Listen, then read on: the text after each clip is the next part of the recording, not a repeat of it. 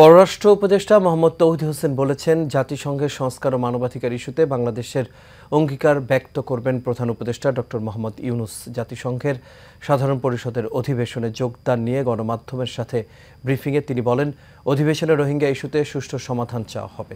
ভারতের সঙ্গে টানাপোড়েন চলছে স্বীকার করে পররাষ্ট্র উপদেষ্টা বলেন, এটা কাটিয়ে ওঠার জন্য আলোচনা হবে। মোশাররফ হোসেনের ক্যামেরায় বিস্তারিত জানাচ্ছেন নূর মোহাম্মদ ভূঁইয়া। জাতিসংঘের সাধারণ পরিষদের অধিবেশনে যোগ দিতে সোমবার যুক্তরাষ্ট্রের নিউ ইয়র্কে যাচ্ছেন অন্তর্বর্তী সরকারের প্রধান উপদেষ্টা ডক্টর মোহাম্মদ ইউনূস। ২৭ সেপ্টেম্বর সাধারণ পরিষদে ৭৯তম অধিবেশনে ভাষণ দিবেন তিনি। অন্তর্বর্তী সরকারের দায়িত্ব পালনের পর এটি প্রধান উপদেষ্টার প্রথম বিদেশ সফর। এবছরের অধিবেশন বাংলাদেশের জন্য বিশেষভাবে তাৎপর্যপূর্ণ।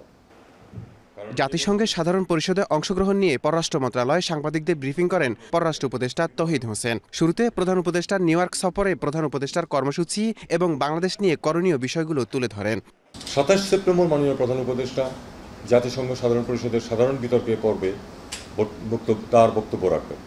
তিনি তার বক্তব্যে বিগত ২ মাসে বাংলাদেশে ঘটে যাওয়া অভাবনীয় গণ অভ্যুত্থানের বিবরণ ও আগামী দিনে জনভিত্তিক, কল্যাণমুখী ও জনস্বার্থে নিবেদিত একটি রাষ্ট্র ব্যবস্থা গড়ে তোলার দৃঢ় প্রত্যয় বিশ্ব দরবারে তুলে ধরবেন বলে আমরা আশা করছি। গণমাধ্যমের এক প্রশ্নের জবাবে পররাষ্ট্র উপদেষ্টা বলেন, রোহিঙ্গা ইস্যুতে আন্তর্জাতিক সম্প্রদায় যেন তাদের ভূমিকা শক্তভাবে পালন করে বাংলাদেশ জাতিসংঘ অধিবেশনে সে আহ্বান জানাবেন প্রধান উপদেষ্টা। আন্তর্জাতিক সম্প্রদায়ের তাদের যে ভূমিকা সেটা আমরা তুলে ধরবো এবং আমরা চাইবো যে তারা যেন শক্তভাবে সেই ভূমিকায় অবতীর্ণ হয়। এই সমস্যার যাতে সমাধান হয়। আমরা ৮ বছর প্রায় ধরে তাদেরকে লালন পালন করছি এবং প্রতি বছরই কিন্তু প্রয়োজনের চেয়ে কম সহায়তা এসেছে আন্তর্জাতিক সম্প্রদায় থেকে, অর্থাৎ আমাদের নিজেদের অর্থ ব্যয় করতে হয়েছে প্রতিবারই। এ সময় ভারতের সঙ্গে টানাপোড়েন চলছে স্বীকার করে পররাষ্ট্র উপদেষ্টা বলেন, টানাপোড়েন কাটিয়ে ওঠার জন্য আলোচনা করা হবে। ভারতের সাথে সম্পর্কের ক্ষেত্রে একটু টানাপোড়েন চলছে, এটা কিন্তু স্বীকার করতে হবে প্রথমেই, কারণ সমস্যার সমাধান করতে হলে তো সমস্যার অস্তিত্ব অস্বীকার করলে চলবে না। আমরা অবশ্যই চেষ্টা করবো সেই টানাপোড়েন যাতে আমরা পেছনে ফেলতে পারি।